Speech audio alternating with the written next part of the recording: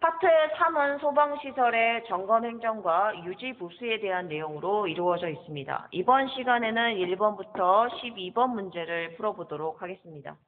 1번 문제, 작동점검의 점검 시기에 대해서 물어보는 문제가 되겠습니다. 여러분들이 구분해야 되는 것은 준공검사일과 사용승인일의 차이점이 되겠습니다. 준공검사일 같은 경우는 준공공사가 완료된 후에 검사를 요청하게 되고 준공검사 필증을 발급받게 됩니다. 그 날짜가 준공검사일이 된다라고 보시면 되고, 이 준공검사가 통과된 후에 사용승인 신청을 하게 됩니다. 그러면 사용승인서를 발급받게 됩니다. 이때 이 발급일이 사용승인일이다라고 보시면 됩니다. 이때 작동점검은 이 사용승인일이 기준이 된다라고 보시면 됩니다. 작동점검 시기 두 가지 보시면 됩니다. 종합점검 대상인 경우에는 종합점검을 받은 달부터 6개월이 되는 달에 실시한다라고 되어 있습니다. 예를 들어서 24년도 4월에 종합점검을 받았다라고 하면 6개월이 지난 10월에 작동점검을 받으면 된다, 이렇게 생각하시면 됩니다. 1번에 해당되지 않는, 즉 종합점검 대상이 아닌 특정 소방 대상물의 경우에는 이 대상물의 사용 승인일이 속하는 달의 말일까지 실시하면 됩니다. 예를 들어서 사용 승인일이 25년도 2월 5일이라고 하면 2월이 사용 승인일이 속하는 달이 되겠죠. 따라서 2월 마지막 날인 28일까지 작동점검을 받으면 된다라고 이해하시면 됩니다. 문제 풀어보겠습니다. 종합점검 대상은 종합점검을 받은 달부터 6개월이 되는 달, 6개월 맞죠? 종합점검 대상이 아닌 경우는 사용검사일이 속하는 달의 말일까지. 사용검사일이 맞나요? 아니죠. 사용승인일이 기준이 된다라고 했었죠. 답은 X가 되겠습니다. 2번 문제, 작동점검에 대한 개념입니다. 소방시설 등에는 자체 점검이 두 가지가 있습니다. 첫 번째, 작동점검이 있고 두 번째, 종합점검이 있습니다. 작동점검이라는 것은 소방시설이 정상적으로 작동하는지를 점검하는 것을 의미하고, 종합점검은 이 작동점검을 포함해서 법령에서 정하는 기준에 적합한지 여부까지 점검하는 것을 우리는 종합점검이라고 합니다. 자, 이때 종합점검의 경우 최초 점검이라는 게 있습니다. 즉 신축 건축물의 경우가 여기에 해당이 되겠죠. 신축 건축물이다.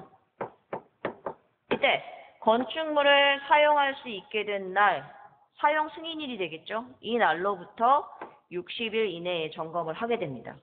예를 들어서 24년도 12월이 사용 승인일이라고 하면 60일이면 몇 달입니까? 두 달이 되겠죠. 두 달 후인 언제?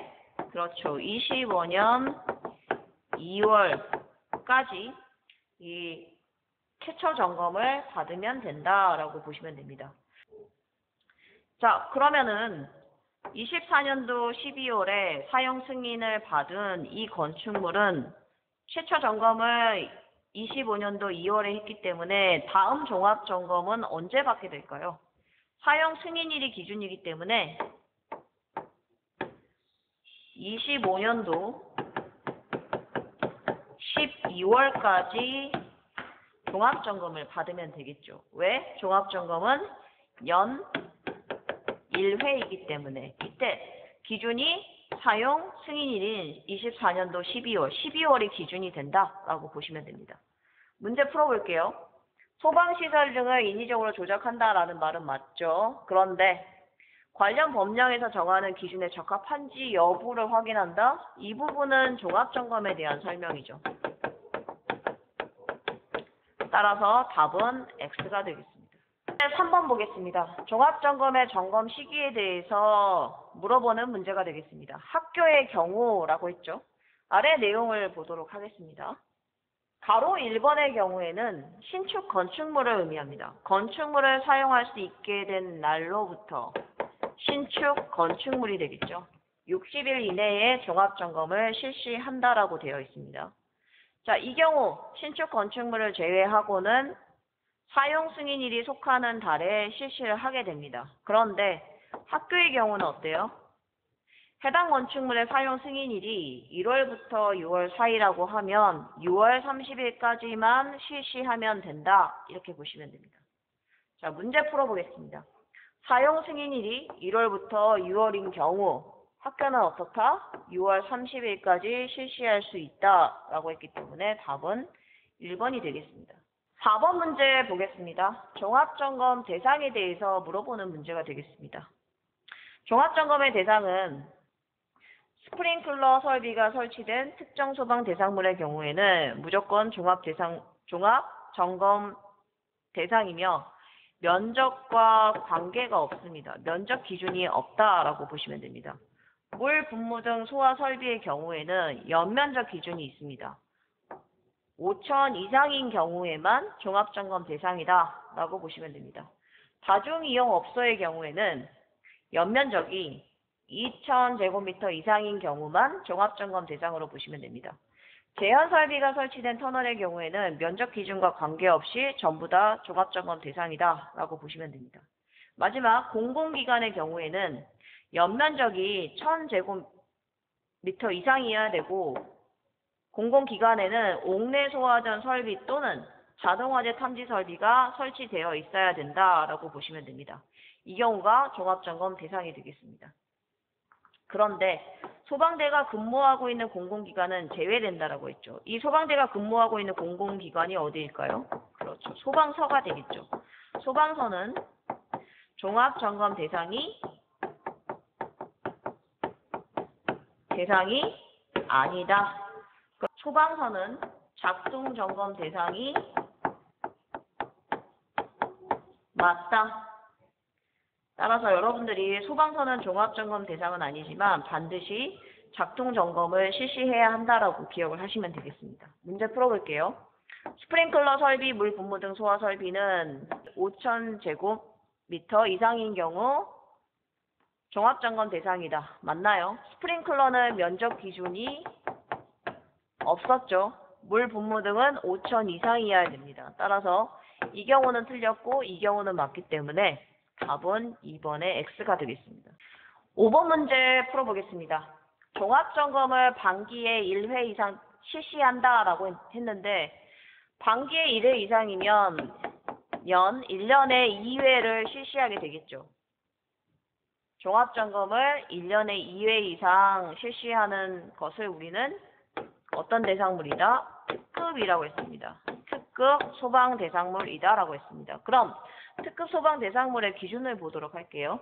아파트의 경우에는 아파트에서 우리는 지하층을 세지 않습니다. 즉 지하층 제외하고 50층 이상인 경우, 높이의 경우에는 한 층이 4m입니다. 따라서 50층에다가 4m를 곱하면 200m가 되겠죠.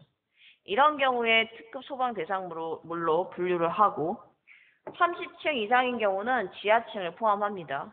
이때 높이는 4m를 곱하면 120m가 되겠죠. 이상인 특정 소방 대상물이다. 일반 빌딩이라고 보시면 됩니다. 당연히 아파트는 제외되겠죠. 이에 해당하지 않는 소방 대상물로서 넓은 경우죠. 연면적이 10만 제곱미터 이상인 경우를 우리는 특급이다 라고 보시면 됩니다. 이때 아파트는 제외가 됩니다. 자, 문제를 보시면 30층 이상 지하층 포함한다 라고 했죠. 30층이면 4m를 곱하게 되면 얼마? 120m 이상이 되겠죠. 이때 특급이 되려면 아파트가 아니라 특정 소방 대상물인 경우는 특급이 되겠죠. 따라서 답은 X가 되겠습니다. 6번 문제 풀어보겠습니다. 종합점검에 대한 문제가 되겠습니다. 종합점검이라는 것은 작동점검을 포함하는 개념으로서 법령에서 정하는 기준에 적합한지 여부까지 점검하는 것을 말한다라고 했습니다. 이때 최초 점검이라는 것은 신규 건축물이라고 했죠. 건축물을 사용할 수 있게 된 날 사용 승인일이라고 했습니다. 이 날로부터 60일 이내에 점검을 하고 종합점검은 이 최초 점검을 제외하고 1년에 한 번이기 때문에 사용 승인일이 속하는 그 다음 해에 종합점검을 받으면 되겠습니다. 따라서 24년도 12월에 신규 건축물이 사용 승인을 받았다라고 하면 60일 이후인 2개월 후인 25년도 2월까지 최초 점검을 실시하면 됩니다. 종합점검은 이제 12월이 사용 승인일이기 때문에 25년도 12월까지 종합점검을 실시하면 되겠죠. 문제를 보겠습니다. 최초 점검, 60일 이내 점검, 맞죠? 종합점검은 최초 점검을 제외한 종합점검, 맞습니다. 답은 5. 문제 7번 보겠습니다. 점검 인력 1단위에 대해서 물어보는 문제가 되겠습니다. 소방설치법 시행규칙 별표 4에 점검 인력 1단위에 대한 설명이 나와 있는데 주된 인력 1명에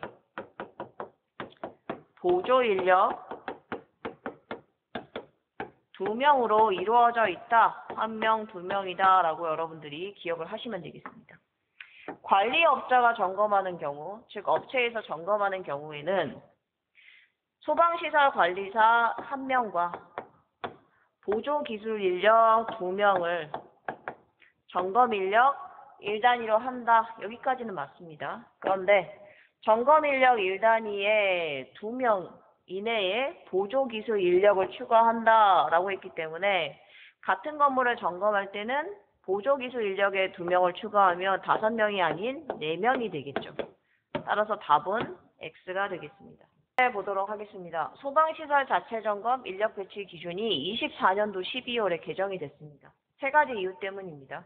전문성, 즉 고위험 건축물이 많아졌기 때문에 더욱 숙련된 전문가를 투입하기 위해서 법이 개정되었다라고 보시면 됩니다. 두 번째는 유연성입니다. 관계인의 점검 참여를 확대하고 보조 인력 구성을 다양화하기 위해서 법이 개정되었습니다. 세 번째는 책임성입니다. 자체 점검 책임을 명확히 하고 최소한의 전문성을 확보하기 위해서 법이 개정되었다고 보시면 됩니다.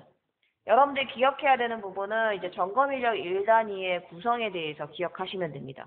3가지로 나누어 볼 수 있어요. 가, 나, 다.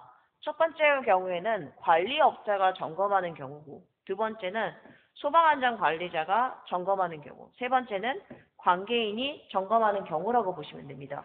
어찌됐든 표에 보시면 주된 점검 인력은 1명이고 보조 점검 인력이 2명이다 라고 보시면 됩니다. 물론 보조 점검 인력을 추가할 수도 있습니다.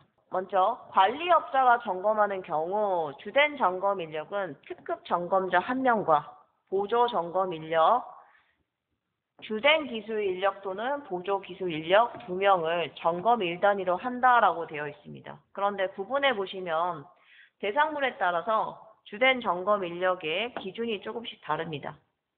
첫 번째 보시면 50층 이상 성능 위주 설계를 했다라고 하면 고위험 건축물로 보시면 됩니다. 이때는 소방시설 관리사가 특급 점검자인데 경력 5년 이상인 조건이 붙었습니다. 특급의 경우에는 경력 3년, 1, 2급은 경력 1년 이상, 3급의 경우에는 경력과 상관없이 특급 점검자이면 주된 점검 인력으로 본다라고 여러분들이 이해하시면 됩니다. 보조 점검 인력 보도록 할게요. 고위험 건축물 같은 경우는 고급 점검자와 중급 점검자 각각 1명씩에서 2명을 보조 점검 인력으로 하며 특급의 경우에는 고급 1명과 초급 1명, 1, 2급의 경우에는 이렇게 2가지죠. 중급 1명과 초급 1명, 마지막 3급의 경우에는 초급 점검자 2명 이상으로 보조 점검 인력을 구성한다라고 보시면 됩니다. 소방안전관리자로 선임된 소방시설 관리사 또는 소방기술사가 점검하는 경우에는 당연히 주된 점검 인력이 소방시설 관리사 또는 기술사 중에 1명이 있으면 되겠죠. 그리고 보조 점검 인력이 2명이 필요하다라고 보시면 됩니다. 관계인이 점검하는 경우에는 주된 점검 인력이 관계인 1명이 되겠고 보조 점검 인력이 2명이 됩니다. 이때 이 3명을 우리는 점검 인력 1단위로 본다라고 보시면 됩니다. 8번 보도록 하겠습니다. 점검 인력 1단위가 하루 동안 점검할 수 있는 특정 소방 대상물의 연면적이 정해져 있습니다. 기존에는 종합점검의 경우에는 10,000제곱미터, 작동점검은 12,000제곱미터였습니다. 그런데 법이 개정이 되어서 기준이 바뀌었습니다. 종합점검은 8,000제곱미터로, 작동점검이 10,000제곱미터로. 종합점검의 경우에는 점검할 요소가 많기 때문에 작동점검보다 면적 기준이 작다라고 보시면 됩니다. 문제 보도록 할게요. 종합이 8,000이고 작동이 10,000이다. 맞죠? 답은 5가 되겠습니다. 9번 문제 보도록 하겠습니다. 점검인력 1단위에 보조 기술 인력을 한 명씩 추가할 때 면적 기준이 추가가 됩니다. 아래 볼게요. 점검인력 1단위에 보조 기술 인력이 한 명씩 추가할 때마다 종합점검의 경우에는 점검 한도가 2,000씩, 작동점검의 경우에는 얼마? 2,500씩 점검 한도 면적에 더한다라고 되어 있습니다. 앞에서 종합점검의 경우 하루에 점검할 수 있는 연면적이 얼마였죠? 그렇죠. 8,000제곱미터였습니다. 작동점검의 경우는 어때요?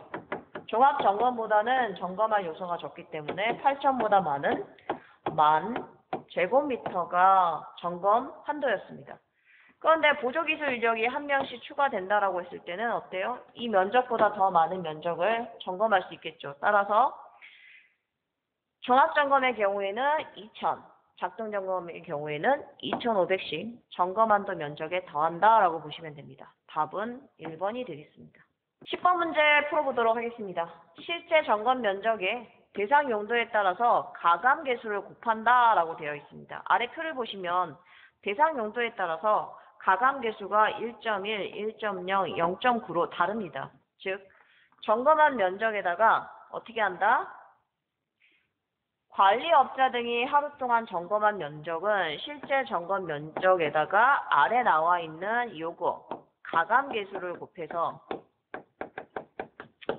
점검 면적을 정한다라고 보시면 되고, 이 점검 면적은 점검 한도 면적을 초과하면 안 됩니다. 예를 들어서 종합점검의 경우에는 8,000을 초과하면 안 된다고 했죠.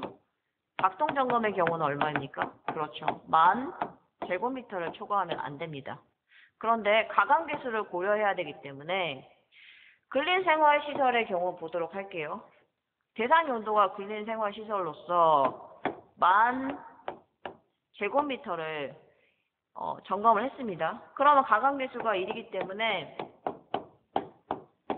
10,000제곱미터를 점검했다라고 보시면 됩니다. 즉 점검 한도 면적을 초과하지 않았습니다. 그런데 이 시설이 종교시설이라고 하겠습니다. 그러면 10,000제곱미터를 점검을 했는데 가감 개수를 곱해야 되기 때문에 11,000제곱미터를 점검한 꼴이 됩니다. 그러면은 작동점검인 10,000제곱미터보다 많은 면적을 점검했기 때문에 점검 한도를 초과했다라고 보시면 되겠죠. 초과했기 때문에 이렇게 점검하면 안 된다라고 보시면 되고, 아래에 보시면은 동물, 식물 관련 시설이라고 하면 동물원이라고 하겠습니다. 동물원을 10,000제곱미터를 점검했다라고 하면 가감 개수 0.9를 곱합니다. 그럼 얼마죠? 만이 아니라 9,000제곱미터를 점검한 꼴이 되겠죠. 그러면 10,000보다는 1,000제곱미터만큼 작기 때문에 더 많은, 즉 1,000에 해당하는 면적만큼 더 추가적으로 점검할 수 있다라고 보시면 됩니다. 결론, 대상 용도에 따라서 가감 개수를 고려해서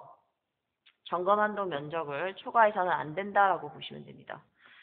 자, 그럼 문제 풀어볼게요. 문화, 집회, 종교, 시설이라고 했기 때문에 첫 번째에 해당이 됩니다. 이때는 가감 개수가 1.2를 적용해야 되겠죠. 따라서 답은 2번의 X가 되겠습니다. 문제 11번 보도록 하겠습니다. 점검인력 1단위가 하루 동안 점검할 수 있는 아파트 등의 세대 수에 대해서 물어보는 문제가 되겠습니다. 종합점검이든 작동점검이든 관계없이 250세대로 제한된다라는 것입니다. 해설 부분에 보시면 아파트 등이라고 되어 있습니다. 점검인력 1단위가 하루 동안 점검할 수 있는 아파트 등의 세대수는 종합점검이든 작동점검이든 상관없이 250세대로 한다라고 250세대 기준이 있습니다. 그런데 보조기술 인력이 한 명씩 추가되면 60세대씩 점검한도 세대수가 늘어난다라고 보시면 됩니다. 자, 일단 문제 250세대 맞기 때문에 1번이 되겠죠. 근데 보조기술 인력이 한 명이 추가됐다? 보조가 한 명 추가됐다라고 하면 250에다가 60세대를 더한 310세대를 점검할 수 있다라고 보시면 됩니다. 12번 문제 보도록 하겠습니다. 관계인에 의한 작동 점검 시 점검일로부터 30일 이내에 작동 기능 점검 실시 결과 보고서를 소방본부장 또는 소방서장에게 제출한다라고 되어 있는데 30일이 맞나요? 자, 관계인은 자체 점검을 하게 됩니다. 이 자체 점검에는 종합 점검과 작동 점검이 있겠죠. 대상물에 따라서 달라집니다. 그러면 자체 점검이 끝난 날로부터 며칠? 그렇죠. 15일 이내에 자체 점검 실시 결과 보고서를 누구에게? 소방본부장 또는 소방서장에게 서면 또는 전산망을 통해서 보고해야 된다라고 되어 있습니다. 답은 2번 X가 되겠습니다.